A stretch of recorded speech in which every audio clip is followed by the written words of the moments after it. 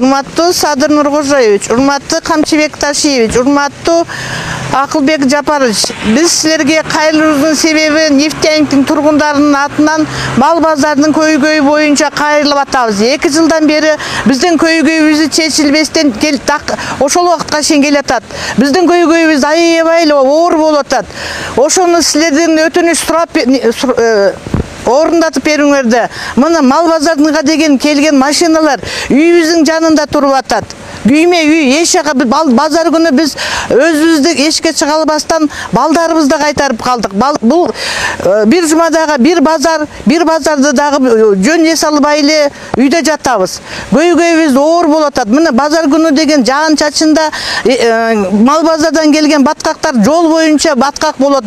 Кургагандан кийин деген жолубуз таза эмес. Жолубуздун деген ошол көйгөйдү чечип берсеңиз силерден. Урматтуу мекендештер, сиз Москвада иштеп, кирди чыкты кызматына муктаж болсоңуз, биздин кызматтан пайдаланыңыз. Биздин компания эң акыркы үлгүдөгү унаалар менен камсыздалган. Салондо акысыз Wi-Fi бар, жана документтер жагынан жардам беребиз. Бизде көп жылдык тажрыйбасы бар айдоочулар иштейт. Байланыш үчүн номерлерибиз +7 926 725 38 85 +7 999 997 46 76. Анан деген нефтяникте деген мектебиз жок, мектебибизди салып берсе. Бул базардын мындай убактысы дагы жок. Кайсыл маалда иштейт, кайсыл маалда жабылат. Түнкү суббота күнү саат 8-де башталат. Түнкү саат 4-тен баштап радиорубка иштеп баштайт. Радиорубка тегерек четтен уйку бербейт. Биринчиден базар күнүн эс алышыбыз керек. Ушул тарап. Экинчиден бул мезгил келди. Коом алдыга өнүгүп атабыз. Бул мал базар азыр батпай калды бияка. Муну бир көчүрүш керекпи, кандай, муну жогору жактагылар бир карап чечпесеңер болбой калды да. Мына азыр жаан чачында мал базардан бүт агып чыгат суу. Именно мына биздин менин үйүм жаныма келип көлчүк болот да. Бул күн жылыганда ушундай жыт чыгат. Азыр мындай чыдабайсың да. Эми муну бул жерде жашоочулар эле билбесек, башкалар келип кеткендер билбейт да. Бул эми суранабыз, кандай бир жакшы тарапка бир чечип берсеңер. Каршы эмеспиз мал базарга жабылсын деп. Просто бир тартипке келип берсе да. Кайсыл убакка чейин эле тартип жок жашай беребиз да. Бир тартип болуп берсе, мына көрүп атасыздар машиналар, кошуналарыбыздын келип ташын жүктөп кеттир, ушакка келип мал түшүргөндөр. Бирөөсү келип бул заборун талкалап кеттир, түнкүсүн болот. Мына азыр чоң грузовой машиналар чыгат дагы бул Ленин көчө менен. Ленин көчө бүт. Чаң дагы болсо бир жон, бок сак болот дагы, бул дагы бир жума ошол сасыйт. Кирип чыкканыбызга мындай. Муну дагы бул ушакта жашагандар эле билбесек, калган эл журт билбейт. Келет дагы кетет. Айтканда 3 саат болот экен дейт. 3 саатта бизге бир жумалык мындайча айтканда көйгөй таштап кетет да.